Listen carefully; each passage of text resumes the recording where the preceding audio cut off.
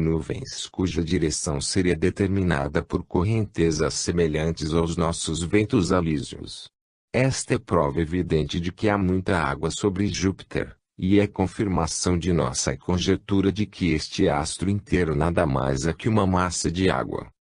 Por outro lado, um homem seria 2,5 vezes mais pesado em Júpiter do que sobre a Terra, seria, então, esmagado por seu próprio peso. Um tal aumento da gravidade é incompatível com a constituição de grandes corpos animados. Uma pequena criatura, um inseto, poderia correr, mesmo que fosse 2 ou 3 vezes mais pesado, mas um elefante não poderia trotar com 2 elefantes nas costas.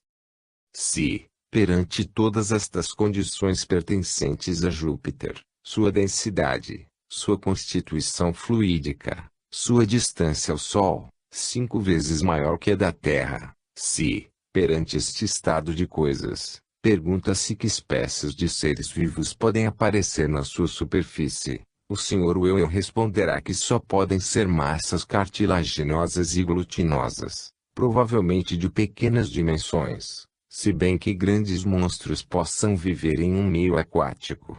Não sei, acrescenta ele seriamente, se os partidários da pluralidade dos mundos se contentarão com essa espécie de seres, mas eles precisam escolher entre esta criação ou nada. Pois imaginando que Júpiter só parece ser uma massa d'água, talvez com um núcleo de cinzas no seu centro, e um envoltório de nuvens ao seu redor, somos tentados a não lhe atribuir vida alguma. Talvez algum pensador, surpreendido com uma tal solução, se arriscaria a perguntar a nosso generoso teólogo para que serve o mundo de satélites que foi dado a Júpiter, e o que pensa desse magnífico cortejo de 4 luas que enriquece o céu desse vasto planeta. O teólogo responderá que as luas de Júpiter podem perfeitamente não servir para nada, e que, de resto, nossa pobre Lua não teria outras funções durante o longo período em que nosso globo estava coberto de água e povoado de monstros sáureos e de peixes cartilaginosos semelhantes aos habitantes de Júpiter. Assim raciocina o Sr. Will, e as considerações para as quais Júpiter serviu de base são aplicadas, com variantes, segundo o mundo, aos outros planetas do sistema. Saturno, ou não tem habitantes, ou só tem criaturas aquosas, gelatinosas, demasiado apáticas, de resto, para parecer vivas, flutuando em seus mares gelados, envoltas para sempre no lençol de seus céus úmidos. Pobres habitantes de Saturno! Mas não nos queixemos, pois o Sr. Will nos assegura que eles não têm consciência de seu triste estado, que, se têm olhos, coisa de que muito dúvida, eles não podem ver nem o Sol, nem seu exército de satélites, nem mesmo seus resplandecentes anéis, que só se oferecem como espetáculo aos felizes habitantes da Terra. Os outros planetas são tratados superficialmente. Quanto às estrelas, em lugar de serem sóis, como cremos, são na maioria, aglomerados de matéria luminosa difusa. Assim é, por mais forte razão, com as nebulosas. Não vamos nos deter em refutações. Seria preciso recomeçar nosso livro para responder a todos os argumentos gratuitos com que o autor esteou suas frases. Quando se é reduzido a tais suposições para sustentar um sistema, o pobre sistema está bem doente. Não podemos, porém, resistir à necessidade de instruir nosso leitor sobre a maneira como o autor faz justiça a nossas crenças mais caras, a nossas crenças sobre a grandeza de Deus e sobre o esplendor de sua obra. Eis, em algumas palavras, o resumo de seu capítulo sobre o plano divino, The Argument from Design. O autor nos aconselha de início a não nos fiarmos na onipotência da natureza e tampouco que ela tenha podido estabelecer, em outros mundos e com outros elementos, seres vivos constituídos diversamente daqui.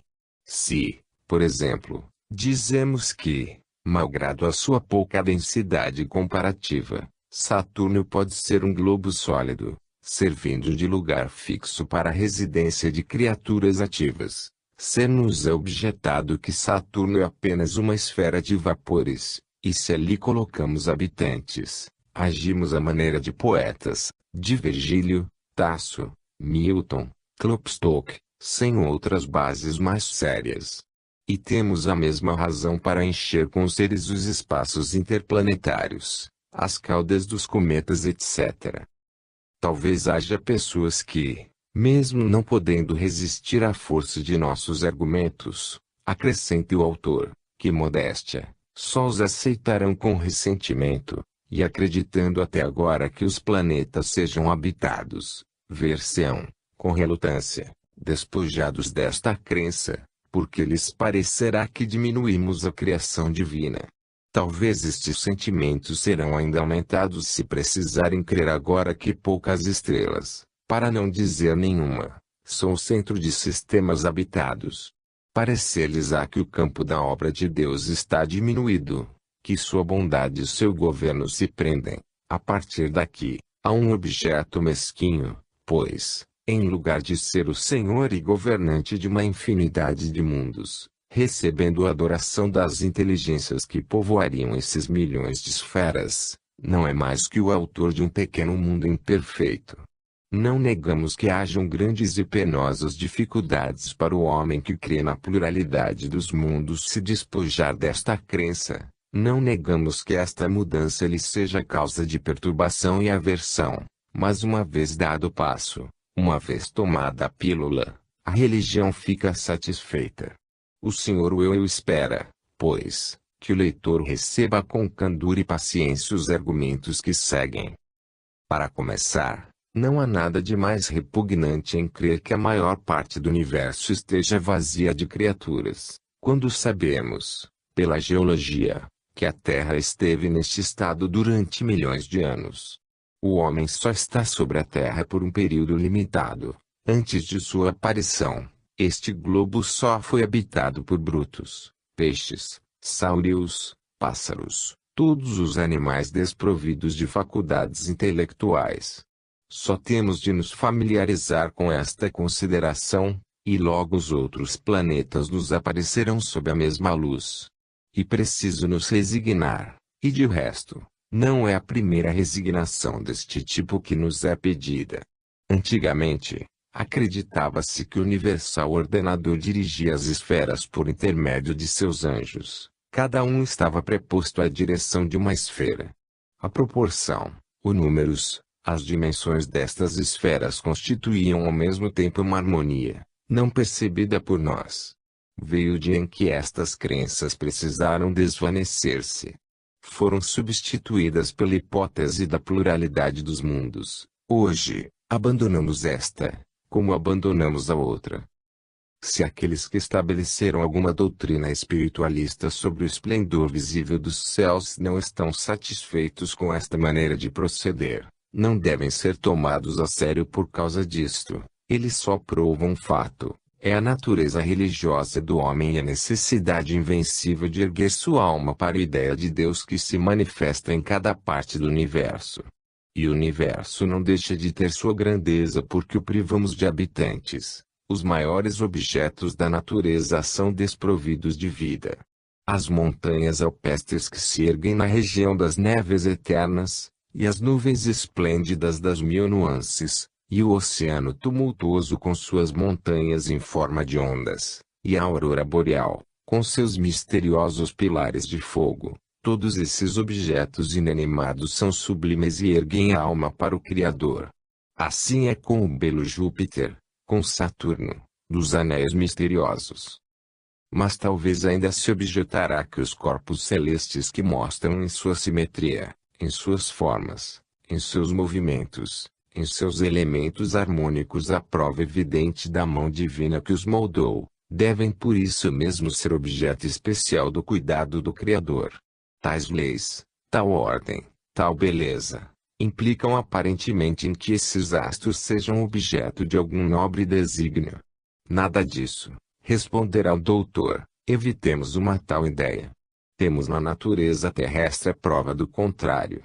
Objetos podem ser belos e moldados pelas leis que regem as moléculas, sem servir a nenhum desígnio conhecido. Vejamos, por exemplo, essas pedras triangulares, quadradas, hexagonais, essas magníficas formas cristalinas que revestem as gemas, os minerais, as piritas, os diamantes, as esmeraldas, os topázios e a multidão das pedras preciosas onde o olho do cristalógrafo descobre uma geometria admirável. Vejamos essas espécies minerais que, como o espato calcáreo, apresentam centenas de formas, todas rigorosamente irregulares. Esses cristais de gelo, constituídos pelas mesmas leis de agregação molecular, essas formas incomparáveis que os viajantes encontraram nas regiões árticas, esses magníficos flocos de neve. Saberemos então que a beleza e a simetria destes objetos é seu próprio fine, e que elas são o efeito necessário, e sem consequências, das leis da química e da mineralogia. Que seria, se examinássemos o mundo dos vegetais, e se puséssemos em evidência o paramento encantador das flores. Observai as nuances da rosa, da tulipa, imaginai o perfume do lírio, da violeta, contemplai essa maravilhosa textura das plantas, que leva em si o sinete do poder infinito, e dizei para que servem essas belezas sem igual, dizei se sua riqueza não é seu fim por si mesmo, e se elas não são belas simplesmente porque agradou ao Criador que elas fossem belas. A beleza e a regularidade são necessariamente constituídas pelas próprias leis da natureza, sem que para isso sirvam a qualquer fim. Para que servem, exclama o autor num nobre entusiasmo, para que servem esses círculos esplêndidos que decoram a cauda do pavão, círculos dos quais cada um ultrapassa em beleza os anéis de Saturno? Para que serve a rara trama dos objetos microscópicos, mais surpreendentemente regulares que todo objeto descoberto pelo telescópio? Para que servem as suntuosas cores dos pássaros e dos insetos do trópico, que vivem e morrem sem que o olho humano jamais os tenha admirado? Para que servem os milhões de borboletas de diversas espécies, enriquecidas com seus bordados brilhantes e sua plumagem microscópica, da qual uma em 1.000.000 não é percebida, ou só o é por um escolar vagabundo? Para que servem todas estas maravilhas? Elas só têm o fim de provar o quanto é verdade que a beleza e a regularidade são os traços característicos da obra da criação. E como assim é, acrescenta o autor, triunfante, quaisquer que sejam a beleza e a harmonia dos objetos que o telescópio nos descobre, nem Júpiter, envolvido por suas luas, nem Saturno em meio a seus anéis, nem as mais regulares das estrelas duplas, aglomerados estelares e nebulosas, não podem ser vistos como os campos da vida, como os teatros do pensamento. São, como o poetas designa, as pedras preciosas do manto da noite, as flores dos campos celestes. Não seria possível encontrar a menor razão sólida para permitir-se afirmar que esses astros sejam a morada da vida e da inteligência. Ouçamos a peroração de seu discurso. Não atenuamos, diz ele, a grandeza do homem criado, nem a majestade de seu autor. Não seria verdadeiro afirmar que o que nos parece diminuir ou engrandecer a Deus o faça na realidade, pois as opiniões de Deus não são as nossas. A ordem e a harmonia estão tão bem estabelecidas apenas em nosso mundo quanto numa multidão deles.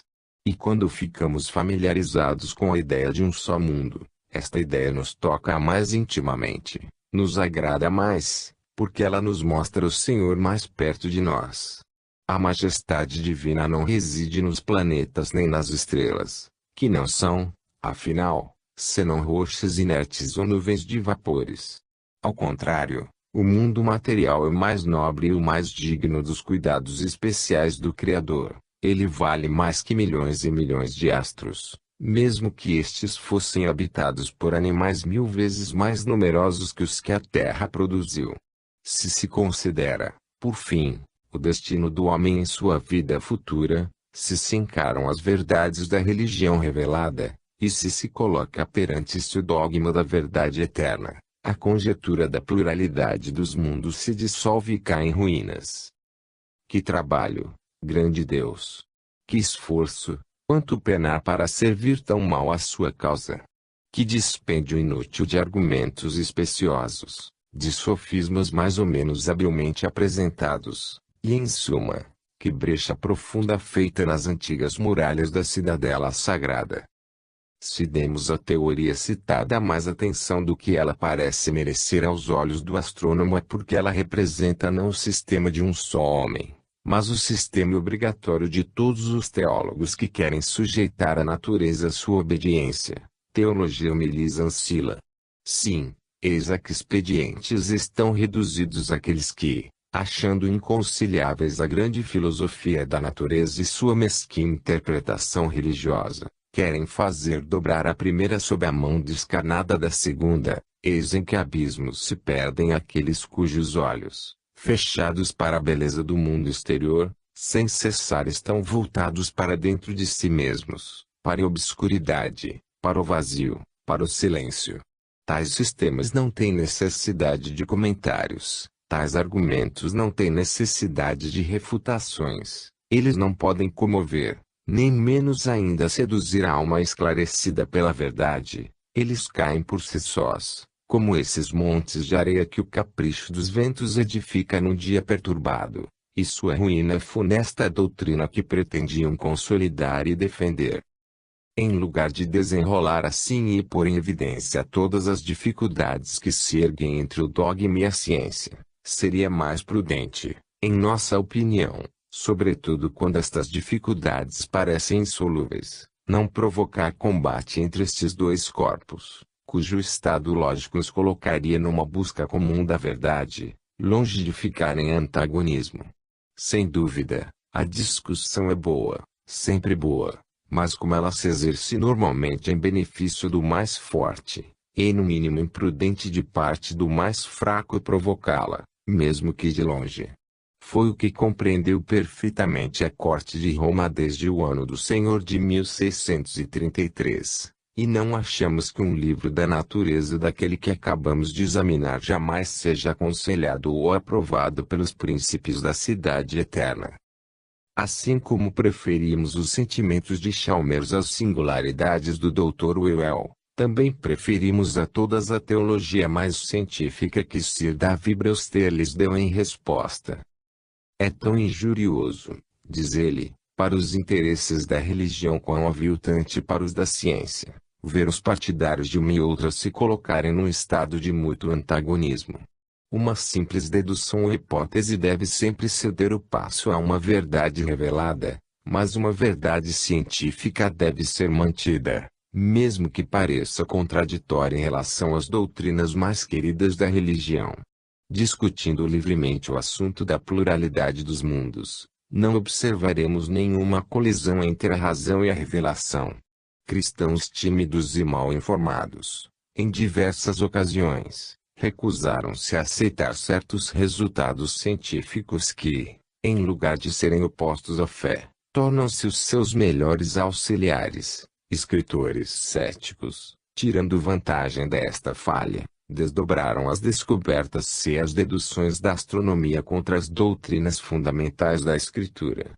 Esta controvérsia inconveniente que em outros tempos já se irritou contra o movimento da Terra e a estabilidade do Sol, e mais recentemente contra as doutrinas e as teorias da geologia, termina naturalmente em favor da ciência. As verdades da ordem física têm uma origem tão divina quanto as verdades da ordem religiosa. No tempo de Caldeu, elas triunfaram sobre o casuísmo e o poder secular da Igreja, e em nossos dias, as verdades incontestáveis da vida antediluviana arrebataram as mesmas vitórias sobre os erros de uma teologia especulativa e de uma falsa interpretação da palavra de Deus. A ciência sempre foi e deve ser sempre auxiliar da religião. A grandeza de suas verdades pode ultrapassar nossa razão vacilante, mas os que estimam e tomam como ponto de apoio verdades igualmente sublimes, mas certamente mais incompreensíveis, devem ver nas maravilhas do mundo material a melhor defesa e a melhor explicação dos mistérios de sua fé. Chegando à grande dificuldade da encarnação do Verbo, Sir David Brewster começa estabelecendo que, Segundo toda a probabilidade, um grande número de humanidades foi, como a nossa, submetida à influência do mal. Contrariamente, pois, à hipótese do americano Chalmers, na suposição de um só mundo prevaricador, mostra qual é a ternura do Pai Eterno por esta família, quando prefere o sacrifício de seu filho à perda de suas criaturas. O Sr. Brewster procura explicar a redenção possível de todas as humanidades culpadas. Eis sua proposição. Quando, no começo de nossa era, o grande sacrifício se cumpriu em Jerusalém, foi pela crucificação de um homem, de um anjo ou de um Deus. Se nossa fé é dos arianos e dos socinianos, a dificuldade religiosa cética está levantada. Um homem ou um anjo podem ser igualmente enviados para o resgate dos habitantes dos outros planetas. Mas se cremos, com a Igreja cristã, que o Filho de Deus for necessário para a expiação do pecado, a dificuldade se apresenta sob seu aspecto mais formidável. Quando nosso Salvador morreu, a influência de sua morte estendeu-se para trás, no passado, a milhões de homens que jamais escutaram seu nome. E para frente, para o futuro, há milhões que não deviam jamais escutá-lo. Mesmo se irradiando da Cidade Santa, a redenção se estendeu às terras mais afastadas e a todas as raças que viviam no Antigo e no Novo Mundo. A distância, no tempo ou no espaço, não atenuou sua virtude salutar. Foi uma força impalpável para os pensamentos criados que a distância não modificou. Onipotente para o ladrão sobre a cruz, em contato com sua fonte divina, ela conservou o mesmo poder dizendo pelas eras, seja para o índio pele vermelha do Ocidente, seja para o árabe selvagem do Oriente. Por um poder de misericórdia que não compreendemos, o Pai Celeste estendeu até eles seu poder salutar. Ora, emanando do planeta médio do sistema, talvez porque o reclamasse mais que tudo, porque este poder não poderia se estender às raças planetárias do passado, quando chegou o dia de sua redenção, e às do futuro, quando a medida do tempo chegará ao fim. Para melhor fazer entender seu argumento, o autor faz a suposição de que nosso globo, no começo da era cristã, foi partido em duas partes, como parece ter acontecido com o cometa de Biela, em 1846. E que suas duas metades, o mundo antigo e o novo, tenham viajado, seja como uma estrela dupla, seja independentemente um do outro. Nesta hipótese, os dois fragmentos não teriam se beneficiado da cruz, o velho mundo e o novo não teriam tido o mesmo favor. O penitente das margens do Mississippi não teria recebido a mesma graça que o peregrino das ribeiras do Jordão. Se, pois, os raios do sol de justiça, levando a cura em suas asas, tivessem atravessado o vazio que então separou o mundo americano e o mundo europeu assim divididos, todos os planetas, mundos criados por este Deus mesmo, formados dos elementos materiais, banhados na auréola do mesmo sol, não puderam participar igualmente do mesmo presente do céu? Eis uma teoria que nos parece de natureza satisfazer os cristãos mais apegados a seu dogma, e que pode, a seus olhos, levantar mais facilmente as dificuldades que o sistema excêntrico do Sr. Will.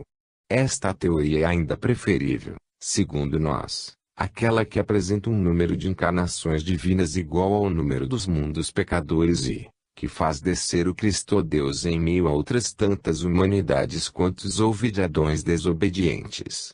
Nesta última opinião, a majestade divina e a sabedoria eterna são tratadas com uma familiaridade um pouco demasiada. Quanto ao argumento que se apoia sobre a pobreza, sobre a exiguidade, sobre a insignificância da terra, para enunciar que nossa morada perde seu valor primeiro perante o Deus do céu, quando as deduções astronômicas proclamaram a doutrina da pluralidade dos mundos, respondeu-se, com razão, que este argumento é sem valor e sem a menor autoridade. Como este assunto está fora das discussões dogmáticas, manifestamos completamente nossa opinião em relação a ele. Para nós, É ter uma noção falsa e incompleta da onipotência e imaginar nela graus maiores ou menores. O infinito nada tem em comum com as fraquezas do finito, e todas as vezes que emprestamos a Deus nossa maneira de sentir, atribuímos-lhe implicitamente as fraquezas de nossa natureza. É preciso, sem dúvida, um grande esforço para nos elevarmos à ideia de um poder infinito, de uma ternura infinita, mas é preciso fazer este esforço ou nos abstermos de falar de Deus. Que aqueles que são levados a emprestar a Deus nossas ideias que sobre as grandezas relativas, sobre o maior ou sobre o menor, sobre o fácil ou difícil, sobre o longo ou breve, que considerem o grão de trigo que germina sob a terra e digam se Deus não é tão grande na germinação desse grão de trigo quanto no governo de um mundo. Que considerem o carvalho saindo da bolota, o lírio revestindo-se de sua brancura, a totinegra dando o que comer a seus filhotes, o olho do homem contemplando o mundo exterior e levando à alma o espetáculo da natureza, e que digam se a força que sustenta e anima todas as coisas não é infinita tanto na bolota que germina como na alma que percebe. Que estudem a natureza, e digam se é mais difícil para Deus iluminar um sol do que entreabrir uma rosa. Não, essa grande e universal natureza ri das forças mais formidáveis, e para criar maravilhas, um sorriso lhe basta. Vede essas nuvens do ocaso, cujas bordas purpúreas são delineadas pelo azul celeste. O que foi necessário para lhe reunir num piscar de olhos em profusão as cores mais ricas, os acidentes mais variados, as nuances mais harmoniosas. Que foi necessário para encher essas folhas com os raios crepusculares e fazer destacar um horizonte esplêndido. O que foi necessário para espalhar esses perfumes pela atmosfera tépida. O que foi necessário para acalmar esse mar tempestuoso e lhe dar a serenidade do céu. O que foi preciso ao ser universal para desdobrar os esplendores de uma aurora boreal ou para estender uma nebulosa nos desertos do vazio. Basta-lhe menos que a nós para os trabalhos mais simples, basta-lhe querer.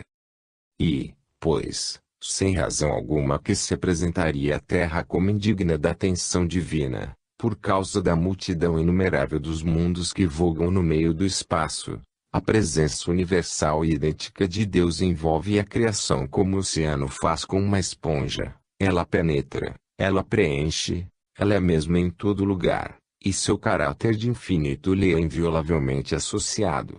A providência do passarinho é infinita e como a providência da Via Láctea, não é menos atenciosa, menos sábia, nem menos poderosa, infinita, em uma só palavra, no sentido único associado a este caráter. Era importante insistir sobre este ponto, a fim de afastar de certas mentes a ideia falsa que nossos estudos, se mal interpretados, teriam podido deixar nelas sobre este atributo sublime da pessoa divina. Acabamos de ver quais são as explicações que se emitiu para conciliar a doutrina da encarnação de Deus sobre a Terra com a doutrina da pluralidade dos mundos. Este foi o primeiro ponto desta nota. Passemos agora ao segundo. 2. Cosmogonia dos livros santos. Todos os teólogos reconhecerão esta antiga e solene figura, que lhes lembrará o capítulo de Ente Locomobili da Pars Physica de seus tratados seculares, e que os reportará à Idade Média, sua gloriosa época. Com efeito, extraímos esta figura de uma célebre obra impressa no ano de 1591, século de Copérnico. Ela representa o sistema de Ptolomeu cristianizado, como essas cartas mudas que se batiza com nomes convencionais. No centro do mundo, está entronizada a terra, morada do homem, teatro de suas provações, habitação de sua vida temporal. Sob a superfície terrestre, estão as regiões infernais, onde as pessoas de vista boa podem entrever o antigo Tártaro, conhecido atualmente sob o nome de inferno. Além da terra, erguendo-se para o céu, encontra-se de início a esfera dos elementos, onde o fogo se sucede ao ar, depois, as esferas da Lua, de Mercúrio, de Vênus, visitada sucessivamente por Dante na Sexta-feira Santa do ano de 1300, depois, o Sol, Marte, Júpiter e Saturno, sétimo e último planeta. Mais alto, percebe-se o firmamento, firmus, sólido, onde estão presas as estrelas fixas, depois o maravilhoso nono céu, a seguir, o primeiro móvel, ou cristalino, por fim, o empíreo, ou morada dos bem-aventurados. Este sistema é ensinado explicitamente pelas obras teológicas que, como a Suma de Santo Tomás de Aquino, trataram dos diversos assuntos em contato com o dogma cristão, são reconhecidos implicitamente pelos livros santos que, sem se ocupar especialmente de cosmogonia ou de astronomia, sofreram, não obstante, a influência das ideias recebidas na época em que foram escritos. Seja, pois, que se encontra o sistema de Ptolomeu exposto e defendido nestas obras, seja ele passado em silêncio, o fato fundamental sobre o qual importa se apoiar aqui, é que este sistema está no fundo da teologia antiga e da Idade Média. Acabamos de dizer que, no que concerne à cosmogonia, os livros santos sofreram a influência das ideias recebidas na época em que foram escritos. Aqui está, com efeito, a base de nosso pensar. Estes livros nunca tiveram por missão ensinar a física ou a astronomia, nunca entraram no campo das discussões científicas, não era este o seu papel, mas sofreram tais opiniões e admitiram as teorias ensinadas em seu tempo. Na época em que o cristianismo lançou seus primeiros fundamentos, durante os séculos de lutas que sucederam ao apostolado evangélico, e até o estabelecimento definitivo, pelos concílios, das verdades fundamentais da fé cristã, foi o sistema de Ptolomeu que representou o sistema do mundo. Não se tinha nenhuma noção do espaço, nem do tempo. Acreditava-se medir a altura do céu dizendo, com Hesíodo, que uma bigorna, caindo do céu, levaria 9 dias e 9 noites para chegar à terra, e outro tanto para chegar aos infernos. Achava-se singular que um filósofo ousasse afirmar que o Sol fosse maior que o Peloponeso. Só se conhecia a Terra, ou, melhor dizendo, uma parte muito pequena da Terra, o restante, desconhecido, se perdia no vago e na obscuridade das fantasias. A Terra não poderia estar isolada no espaço, sobre que alicerce ela repousaria.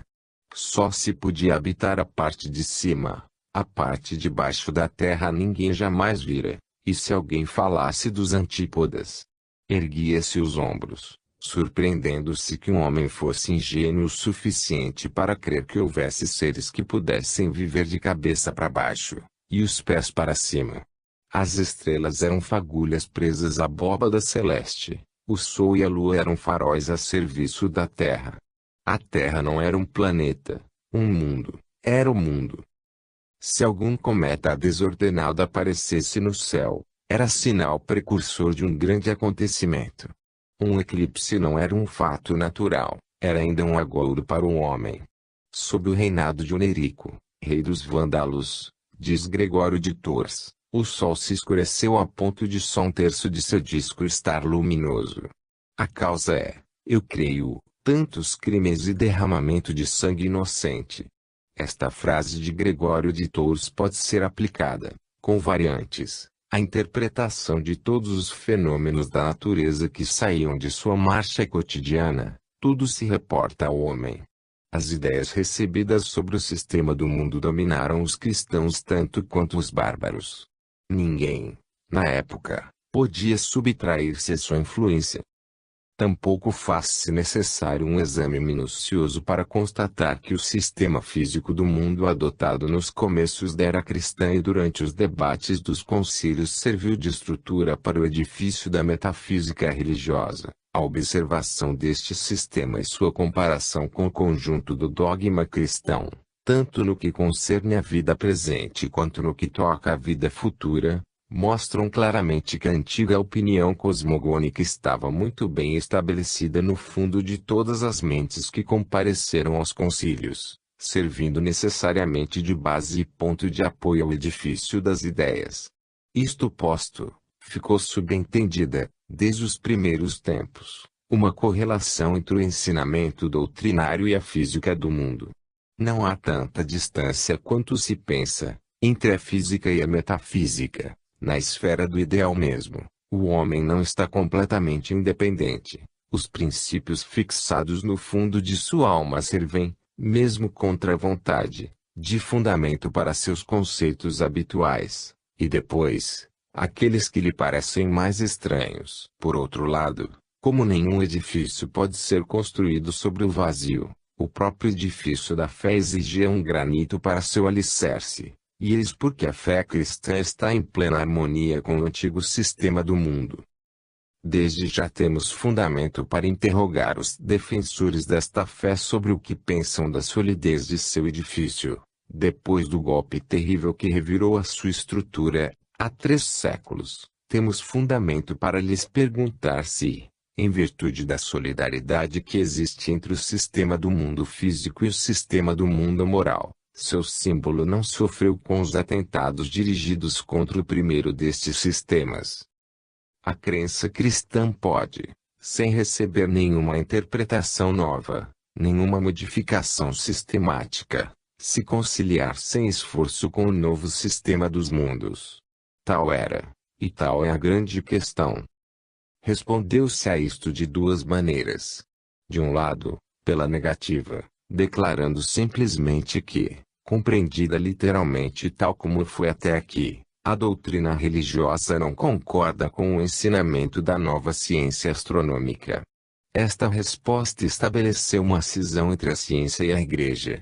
A segunda foi em favor da afirmativa, mas, para chegar a uma conciliação perfeita, ela visivelmente consentiu em algumas modificações de nuances, em algumas interpretações novas. Ela não ficou obstinadamente no severo non possumus. Ela não guardou o eterno status quo do imutável. Estas são as 2 faces da questão. Vamos desenvolvê-las, a fim de fornecer ao leitor os elementos necessários para permitir-lhe julgar o fato em litígio e fixar seus julgamentos. Escutemos de início a interpretação científico-dogmática de Sir David Brewster, o sábio associado de nosso instituto. Seu grande saber não o impede de estar profundamente preso a dogma. Como já se viu, ele se esforça por salvaguardar um e outro. Em oposição aos sábios franceses, os ingleses se atêm mais a seus dogmas religiosos que nossos doutores em direito canônico.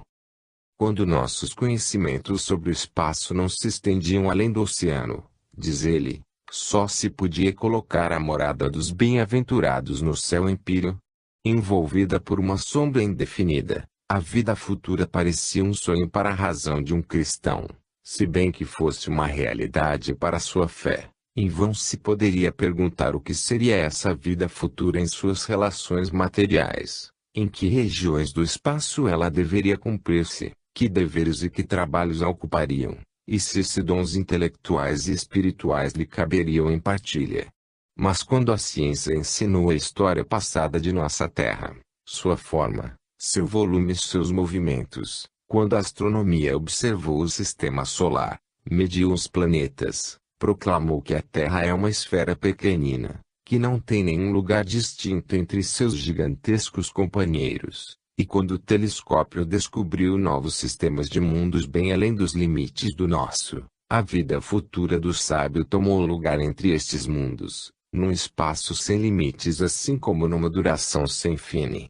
Sobre asas de águia, a imaginação do cristão se elevou ao zênite, e continuou seu voo até o horizonte do espaço, sem nunca atingir um termo, afastando-se sem cessar, e na infinidade dos mundos, no seio de uma vida infinita, ela descobriu os campos da vida futura. As opiniões do cristão, acrescenta o autor, concordam com as verdades da astronomia.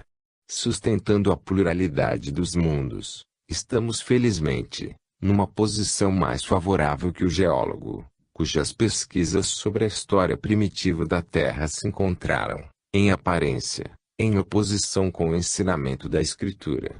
Não é uma só expressão, tanto no Antigo Testamento quanto no Novo, que seja incompatível com esta grande verdade. Há outros mundos além do nosso que são morada da vida e da inteligência.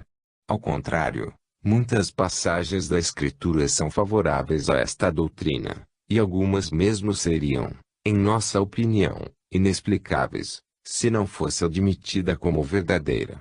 O texto magnífico, por exemplo, no qual o salmista inspirado exprime sua surpresa de que aquele que moldou os céus e estabeleceu a lua e as estrelas na ordem harmoniosa dos mundos prestasse atenção num ser tão insignificante quanto o homem, é, a nosso ver, um argumento decisivo em favor da pluralidade dos mundos. O poeta hebreu não poderia manifestar uma tal surpresa, se não tivesse visto nas estrelas mais que pontos brilhantes sem importância, do gênero desses fogos fatos que volteiam sobre os campos pantanosos. Não se pode duvidar que a inspiração lhe tenha revelado a grandeza, as distâncias e destino das esferas radiosas que chamaram sua atenção.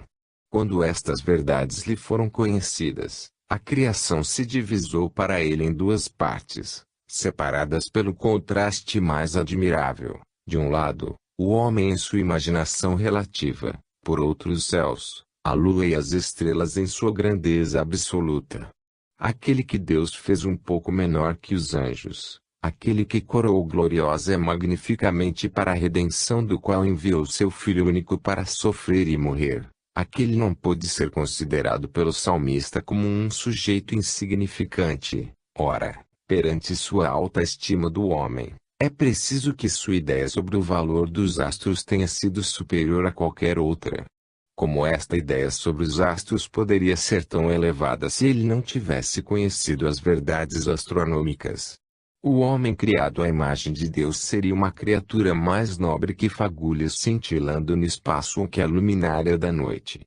Se pois se pergunta sob que impressão o salmista escreveu, se via os mundos como globos sem vida, ou se os considerava como morada de seres racionais e imortais, a resposta não será difícil.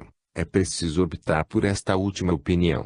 E, de fato, se Davi considerasse os mundos desabitados, não se pode de modo algum explicar a surpresa que manifesta com a atenção de Deus pelo homem, pois esta surpresa só poderia ser motivada pelo fato de que inumeráveis massas de matéria existem no universo e executam ao longe revoluções solitárias. Ao contrário, sua surpresa teria como objeto, não a fraqueza, mas a grandeza daquele que, só, teria podido contemplar os céus, e para o uso do qual tantos corpos magníficos teriam sido criados. Mas se, ao contrário, o poeta encarou os mundos siderais como outras tantas moradas da vida, cuja preparação exigiu milhões de anos e que são enriquecidos hoje com novas manifestações do pensamento, podemos então compreender por que ele se espanta com a atenção de Deus por uma criatura tão insignificante quanto o homem. Este raciocínio não deixa de ter sua elegância, mas duvidamos muito que seja levado a sério. Passando em seguida a outras interpretações, o Sr. Brewster pesa o valor e o sentido da palavra céus, tal como empregada na Bíblia. Esta palavra, diz ele, se apresenta como independente da lua e das estrelas, como que indicando uma criação material, uma obra das mãos de Deus, e não um espaço vazio que se suporia habitado por seres puramente espirituais. Os autores do Testamento exprimem pela palavra ser uma criação material separada da terra, e encontram-se passagens que parecem indicar claramente que esta criação é morada da vida.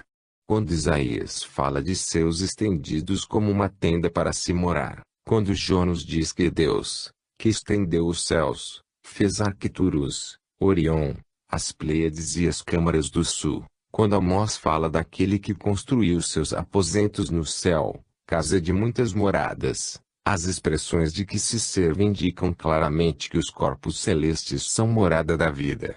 No próprio livro do Gênesis, está dito que Deus terminou os céus, e a terra, e todo o seu exército, a terra e todas as coisas que ela encerra, e que o exército dos seus o adora. O salmista fala de todo o exército dos céus como criado pelo sopro saído da boca de Deus, assim como para o nascimento de Adão. Isaías nos fornece uma passagem notável onde os habitantes da terra e dos céus são descritos separadamente. Fui eu que fiz a terra e fui eu que criei o homem para habitá-la. Minhas mãos estenderam os céus, e fui eu que dei todas as ordens à milícia dos astros. A estas alusões pode-se acrescentar as seguintes, igualmente tiradas de Isaías. É para isso que o Senhor formou a terra e que lhe deu o ser, e que criou os céus. Ele não a criou em vão, mas formou-a para que fosse habitada. Não é esta ali uma declaração formal do profeta inspirado, que a terra teria sido criada em vão se não fosse habitável e habitada. Não se deve concluir que, como não se pode supor que o Criador tenha criado em vão os mundos de nosso sistema e os do universo sideral, deve-se admitir que ele os criou para serem habitados. O mesmo espírito de interpretação encontra no Novo Testamento passagens que não somente estão em perfeita harmonia com a doutrina da pluralidade dos mundos, mas, além disso, que não se poderia explicar sem ela.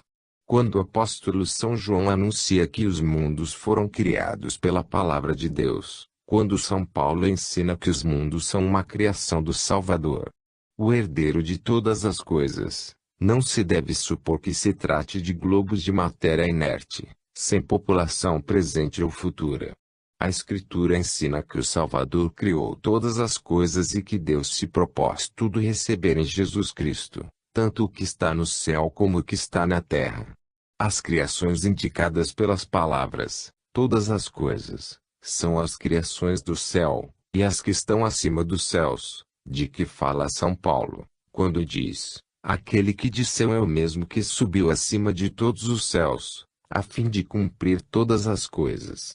Alhures, o apóstolo fala do mistério escondido em Deus que criou todas as coisas por Jesus Cristo, mistério que recebeu a graça de anunciar, a fim de que os principados e os poderes que estão nos céus conheçam pela Igreja a sabedoria de Deus, diversificada em seus efeitos. Quando o Senhor fala do aprisco do qual é a porta, da ovelha que o segue e que conhece sua voz, e pela qual dá a sua vida, acrescenta: tenho ainda outras ovelhas que não são desse rebanho, é preciso que eu também as conduza, elas escutarão minha voz, e haverá um só rebanho e um só pastor. Pode-se perceber que o sistema de redenção coletiva defendido pelo Sr. Brewster se delineia visivelmente nestes textos selecionados, e que a interpretação se mescla um pouco com a opinião pessoal do autor, o que ocorre com frequência entre os protestantes.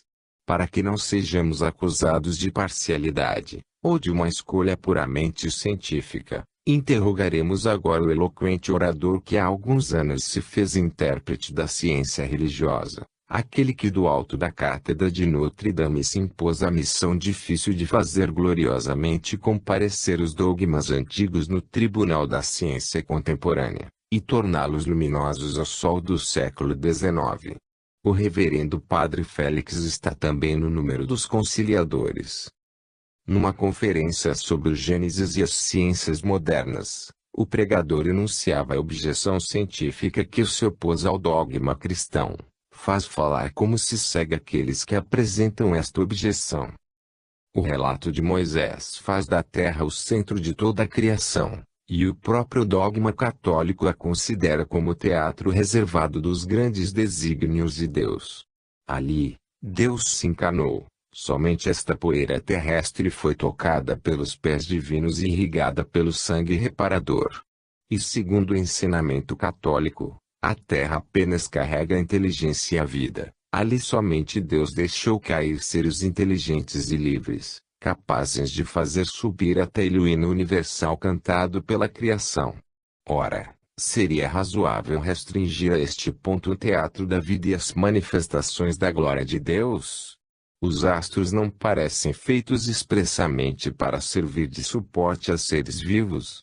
Não é mais digna, além do mais, da ideia que devemos ter do Criador, pensar que em todos os lugares existem seres capazes de conhecê-lo e tornar pública sua glória, do que despojar o universo de todos os seres inteligentes, reduzindo-o a uma profunda solidão, onde só se encontrariam os desertos do espaço e assustadoras massas de uma matéria inanimada. Porque, aliás, este planeta aqui, perante a imensidão dos céus, é como uma gota d'água no oceano, ser como um átomo em meio aos sóis, porque este pequeno planeta seria o único, na criação, honrado com a vida.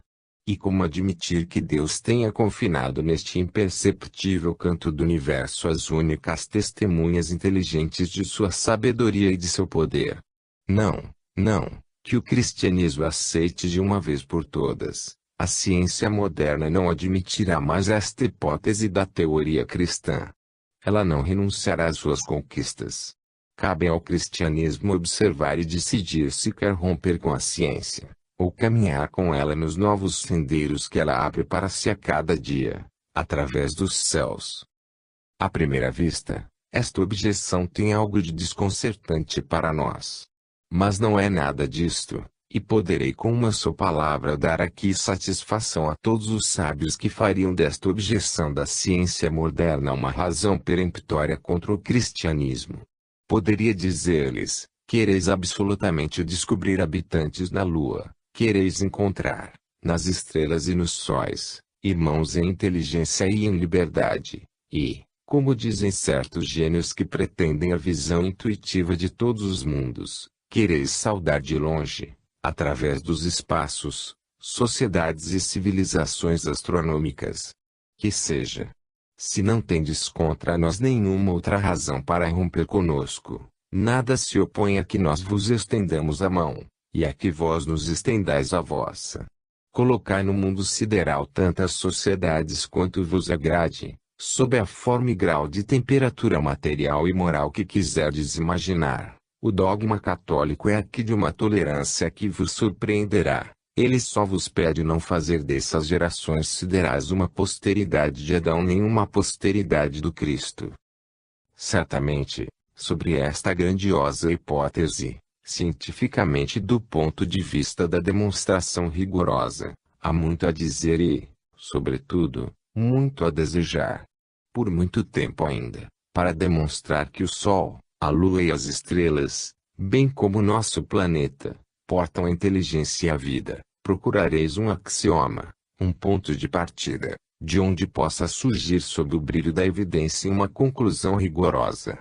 Suponde que Deus quisesse fazer de um átomo o centro da criação, quem então, dentre vós, rogo-vos, ousaria se manifestar contra a sabedoria divina, e, em nome da ciência, convencer Deus de absurdo? A partir de então, o que haveria de tão absolutamente absurdo em supor que Deus tenha concedido à Terra, malgrado infinitamente pequeno de sua importância material, um privilégio reservado na criação? Dado que Deus escolheu a Terra para aqui pousar o pé e aqui desenrolar todo o grande mistério da encarnação e da redenção, quem não vê que a Terra, por esta vocação especial, adquire na universalidade das coisas uma dignidade que a eleva 1000 vezes mais que o privilégio da massa e da extensão material, e que uma gota de sangue divino a fez maior que todos os sóis juntos? Mas afinal deseja-se absolutamente que os planetas, os sóis, as estrelas tenham seus habitantes, capazes, como nós, de conhecer, de amar e glorificar o Criador. Apresso-me em proclamá-lo. Isto não repugna ao dogma, não nega nem afirma nada sobre esta livre hipótese. A economia geral do cristianismo concerne a Terra, nada mais que a Terra. Ela abarca a humanidade, nada mais que a humanidade descendente de Adão e resgatada pelo Cristo.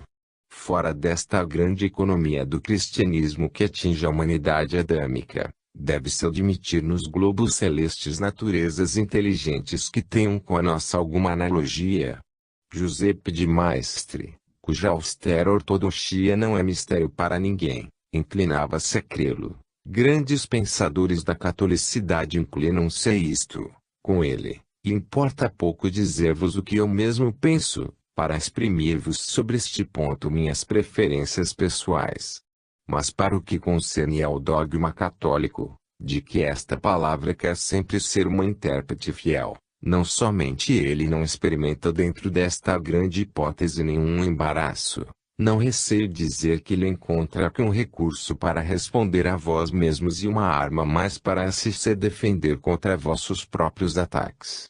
Há uma coisa que é para muitas inteligências uma pedra de escândalo que os detém no caminho, e uma arma de que se servem para melhor nos atacar. É o número relativamente pequeno dos justos e dos eleitos que atingem seu fim. Como Deus, que é bondade, pode criar a humanidade, tendo perante seu infalível olhar a queda da maioria, se não da universalidade. Senhores, não vou discutir neste momento o valor intrínseco desta dificuldade, mas pergunto-me, perante a hipótese possível da pluralidade da habitação dos mundos, perante as perspectivas incomensuráveis que ela abre perante nós, o que se torna esse escândalo tão retumbante do pequeno número dos eleitos e do grande número dos danados? Se, como se pretende, todos os mundos carregam sua população de seres inteligentes proporcional a seu volume e a sua importância material, e se, como não nos é interdito supor, todos esses seres que permanecem fiéis à lei de sua vida devem atingir o objetivo de sua existência, que vem a ser a defecção da humanidade culpada no plano geral da providência, se não como um desacordo mal perceptível no concerto universal. Se esta última consideração satisfaz o reverendo padre, ela está longe de satisfazer nossa razão, e ainda menos nosso coração. Só vemos aqui uma bem pobre e singular consolação para os infelizes danados. Talvez responda à dificuldade levantada por Voltaire em sua estatística dos danados e dos eleitos, mas não foi provavelmente com este objetivo que ela foi emitida, e, em qualquer caso, ela não detém a vibração da corda dissonante. Certamente, um desacordo na harmonia eterna não é admissível pela razão de que produz menos efeito no conjunto. Mas não nos afastemos de nosso assunto. Acabamos de ver, pelas páginas que precedem, como se conciliou o ensino do dogma com o ensino da ciência, e como se pode continuar um bom cristão e mesmo um bom católico ainda acreditando na pluralidade dos mundos. E o lado dos conciliadores, o mais forte e o melhor, segundo nós, o lado dos que já modificaram a interpretação do milagre de Josué, dos 6 dias do Gênesis, da ressurreição da carne, 3 pontos de uma importância bem diversa, mas que de início concordavam tão pouco com a revelação das ciências. Antes de passar ao campo dos teólogos inflexíveis que se entrincheiram num status quo cada vez menos sustentável, convidamos o leitor a comparar os sentimentos do padre Elie Casri, citados no começo desta nota, com os do padre Félix. E curioso ver que os temores de um são diametralmente opostos às afirmações do outro. Como o padre Elie Casri e o padre Félix são o primeiro e o último dos jesuítas que trataram de nossa questão, pareceu-nos digno de interesse confrontá-los aqui um com o outro. Dissemos que o campo dos que se apegam à letra se restringe cada vez mais, pois a letra mata, já foi observado, enquanto que o espírito vivifica. Não daremos, pois, a este campo, mais importância do que tem na realidade, e não vamos registrar as puerilidades que se debitou sob o pretexto de comentar literalmente o ensinamento bíblico. Eis somente uma mostra curiosa do raciocínio desses profundos doutores. Foi escolhido entre o imenso arsenal dos comentários teológicos que mentes aparentemente desocupadas se divertiram em costurar no Gênesis. Tomamos o 4º dia da criação, como sendo o que se relaciona diretamente a nosso tema. Texto: que corpos luminosos sejam feitos no firmamento. Comentário: a luz já existia, diz o autor, a sucessão dos dias e das noites estava regulada, a terra era fértil, tudo o que ela devia produzir estava formado, ela estava coroada de flores e carregada de frutos, cada planta e cada árvore tinham não somente a perfeição presente, mas também tudo o que era necessário para perpetuá-las e multiplicá-las. Que utilidade teria então o sol, depois que o que atribuímos à sua virtude já estava feito? que veio fazer no mundo mais antigo que ele que o dispensou até então? O autor não sabe, aparentemente, pois nem responde à sua própria pergunta.